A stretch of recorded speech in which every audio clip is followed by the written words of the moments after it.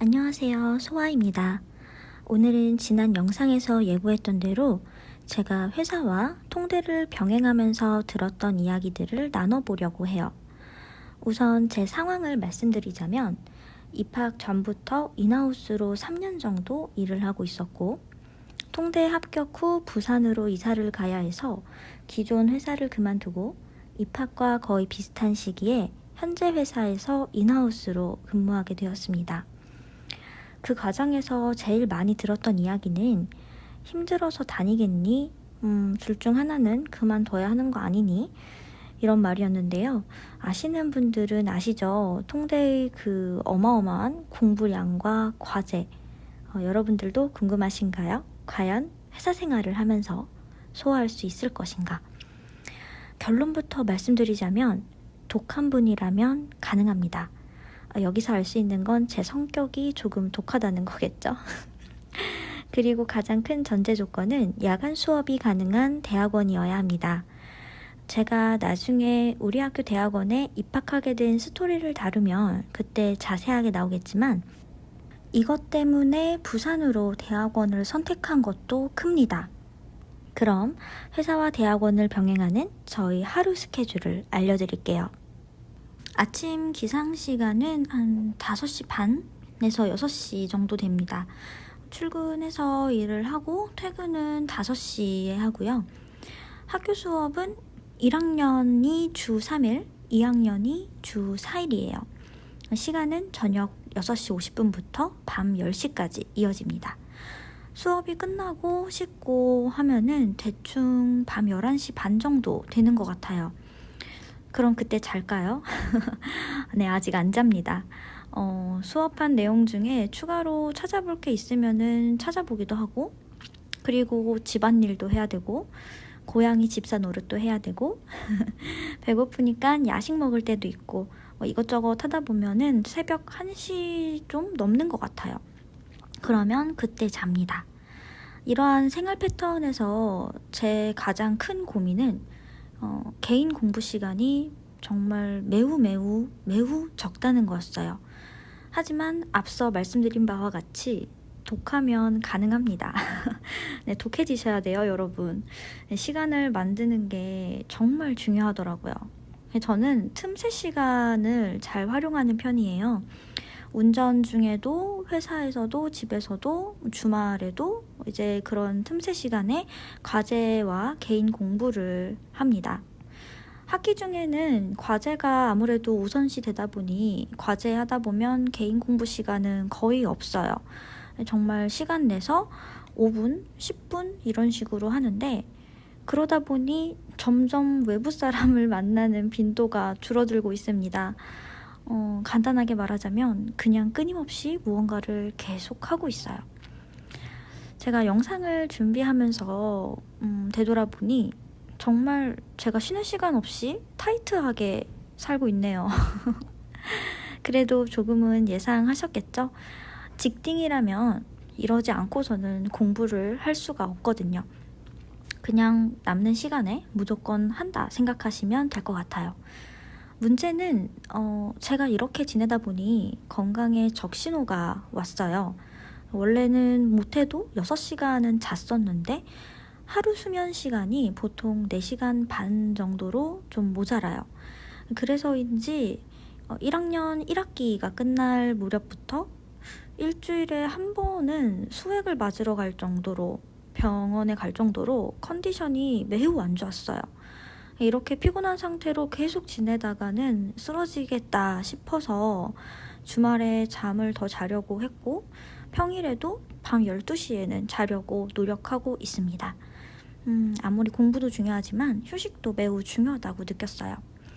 그리고 힘들지만 나만 힘든 게 아니다, 우리 동기들도 모두 힘들다, 이런 생각으로 버티고 있습니다.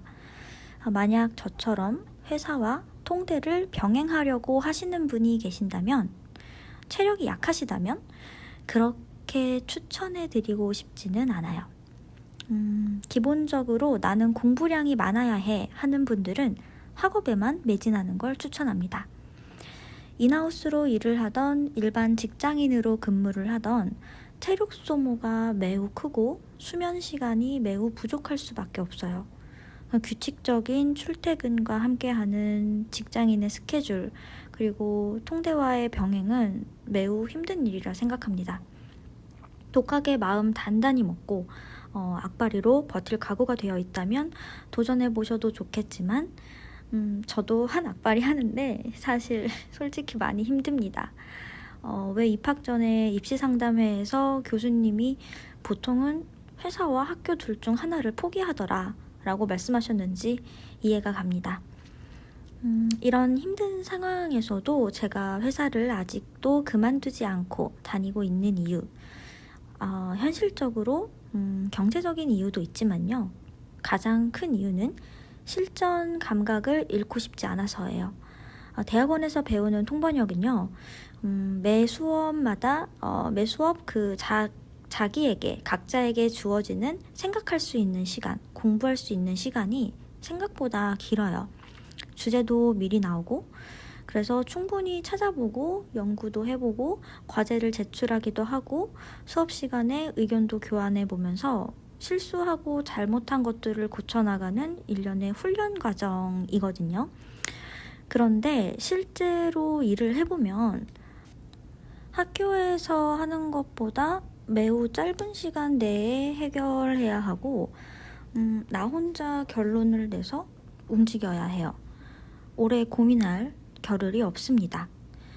예를 들어서 저는 전에 정말 아무것도 주어지지 않은 채로 회의에 들어간 적이 있었거든요. 진짜 멘붕이고 너무 힘들고 기빨리고 그 와중에 통역사니까 말은 계속 해야 되고 이런 순발력 싸움은 회사라는 곳이기 때문에 가능한 것 같아요.